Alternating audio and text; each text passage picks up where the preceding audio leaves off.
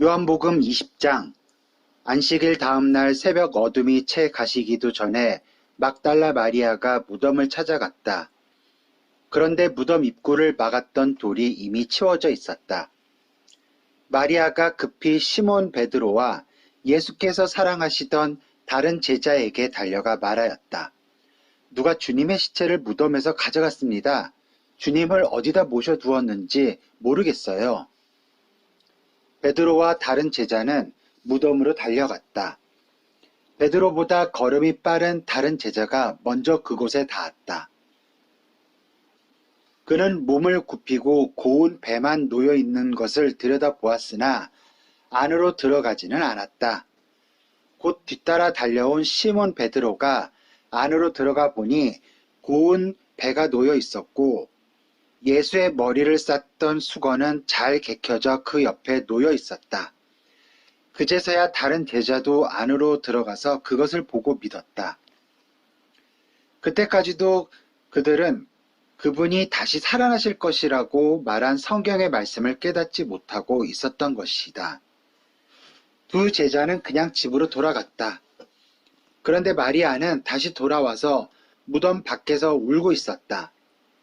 그녀는 울다가 몸을 굽혀 무덤 안을 들여다보았다.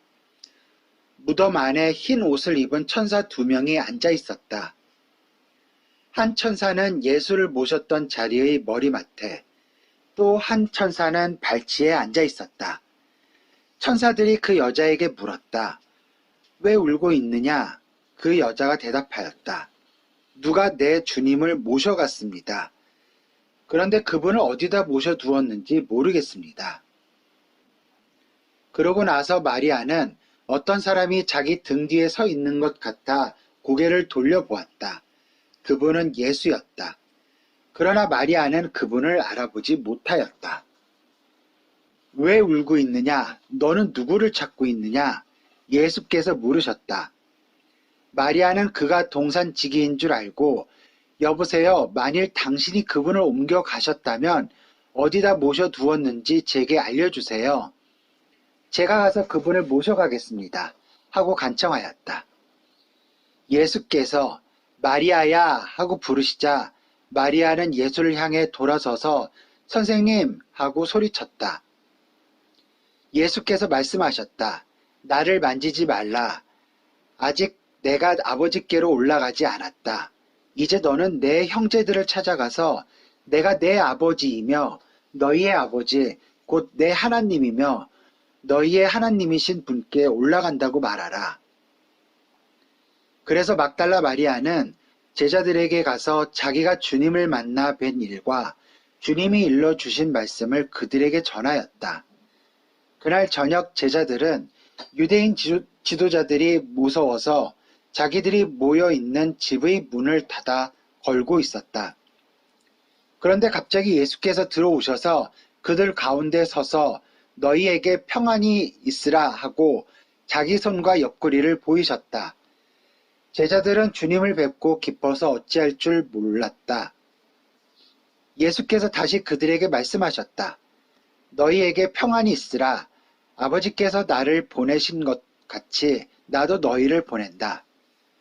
그러고 나서 그들을 향하여 숨을 내쉬며 말씀하셨다. 성령을 받으라.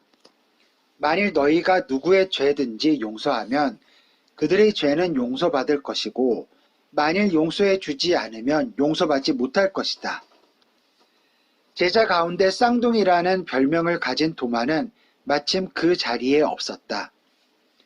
그들이 도마에게 우리는 주님을 배웠다오 하고 말하자 도마는 나는 내 눈으로 그분의 손에서 못자국을 보고 거기에 손가락을 넣어보며 또 내 손을 그분의 옆구리에 넣어보기 전에는 믿을 수가 없어 하고 말하였다. 여드레 후에 제자들이 다시 모였다. 이번에도 도마도 그들과 같이 있었다. 문을 역시 잠겨져 있었다. 그런데 갑자기 지난번과 같이 예수께서 그들 가운데 서서 너희에게 평안이 있으라 하고 말씀하셨다. 그러고 나서 도마에게 말씀하셨다. 내 손가락을 내 손에 넣어보고 네 손가락을 내 옆구리에 넣어보라. 그리고 이제는 더 이상 의심하지 말고 믿으라. 도마가 나의 주님, 나의 하나님 하고 외치자 예수께서 말씀하셨다. 너는 나를 보았기 때문에 믿는구나. 그러나 나를 보지 않고도 믿는 사람은 복이 있다. 예수의 제자들은 이 책에 기록된 것 외에도 예수께서 행하신 수많은 다른 이적들을 보았다. 그러나 이것을 기록해 두는 것은 사람들로 하여금 예수가 하나님의 아들 그리스도이신 것을 믿게 하고 또 그분을 믿음으로써 그분의 이름으로 생명을 얻도록 하려는 것이다. 요한복음 21장. 그 후 예수께서는 디베랴 바닷가에서 다시 제자들에게 모습을 나타내셨는데 그 경위는 이러하다.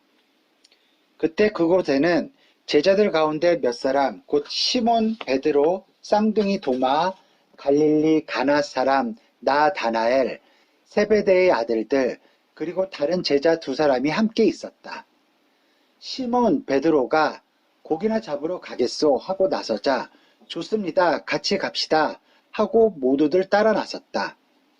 그런데 밤이 새도록 고기를 한 마리도 잡지 못하였다. 새벽녘에 그들은 어떤 사람이 바닷가에 서 있는 것을 보았다. 그러나 그가 누구인지는 알아볼 수가 없었다. 이 사람들아 무얼 좀 잡았나? 하고 그가 소리쳤다. 한 마리도 못 잡았습니다 하고 그들이 대답하자 그가 말하였다. 그물을 배 오른쪽에 던지게 그러면 많이 잡힐 테니. 그래서 그들이 그 말대로 하였더니 고기가 너무 많이 걸려서 그물을 끌어올릴 수조차 없었다.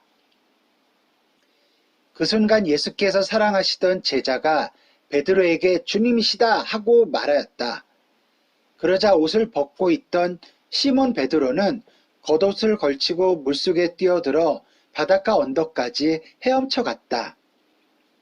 배에 남아있던 제자들도 그물을 끌며 배를 저어 약 90m 정도 떨어진 언덕에 닿았다. 그들이 언덕에 닿아 보니 숯불 위에 생선이 놓여 있고 떡도 있었다. 예수께서 말씀하셨다. 방금 잡은 생선을 몇 마리 가져오너라. 그래서 시몬 베드로가 배에 가서 그물을 언덕으로 끌어올렸다. 그물 안에는 큰 생선이 153마리나 들어 있었다. 그런데도 그물은 찢어져 있지 않았다. 예수께서 이제 와서 아침 식사를 하라 하고 말씀하셨다. 그러나 제자들 가운데 아무도 그분께 참으로 주님이시냐고 묻는 사람이 없었다. 이미 그분이 주님이신 것을 너무나도 잘 알고 있었던 것이다. 예수께서는 제자들에게 가까이 오셔서 떡과 생선을 나누어 주셨다. 예수께서 부활하신 후에 제자들에게 나타나신 것이 이것으로 벌써 세 번째였다. 아침 식사가 끝났을 때 예수께서 시몬 베드로에게 물으셨다. 요한의 아들 시몬아, 내가 이 사람들보다 나를 더 사랑하느냐? 베드로가 대답하였다. 예, 주님을 사랑하는 제 마음을 주께서 아시지 않습니까? 주께서 말씀하셨다. 그러면 내 어린 양들을 먹이라. 예수께서 다시 물으셨다. 요한의 아들 시몬아, 내가 참으로 나를 사랑하느냐? 베드로가 대답하였다. 예, 주님을 사랑하는 제 마음을 주께서 아시지 않습니까? 예수께서 말씀하셨다. 그러면 내 양들을 돌봐라. 예수께서는 한 번 더 그에게 물으셨다. 요한의 아들 시몬아, 내가 정말로 나를 사랑하느냐? 베드로는 예수께서 세 번이나 같은 질문을 하시자 근심이 생겨서 주님은 제 진심이 어떤지를 더 잘 알고 계시지 않습니까? 하고 대답하였다. 예수께서 말씀하셨다. 그러면 내 양들을 먹이라. 내가 진정으로 말한다. 젊었을 때에는 내가 원하는 일을 하고 가고 싶은 곳에 마음대로 갈 수 있었다. 그러나 내가 늙으면 다른 사람이 내 팔을 붙잡아 벌리고 네가 원하지 않는 곳으로 데려갈 것이다. 예수께서는 베드로가 어떤 죽음을 맞아 하나님께 영광을 돌릴 것인가를 은연중에 알게 하시려고 이렇게 말씀하신 것이었다. 그러고 나서 예수께서는 베드로에게 나를 따르라고 말씀하셨다. 베드로가 돌아다 보니 예수께서 사랑하시는 제자가 따라오고 있었다. 이 제자는 마지막 만찬 때에 예수께 주님, 주님을 배신할 자가 누구입니까? 하고 묻던 사람이었다. 베드로가 예수께 물었다. 주님, 저 사람은 어떻게 되겠습니까? 그는 어떤 죽음을 맞게 될까요?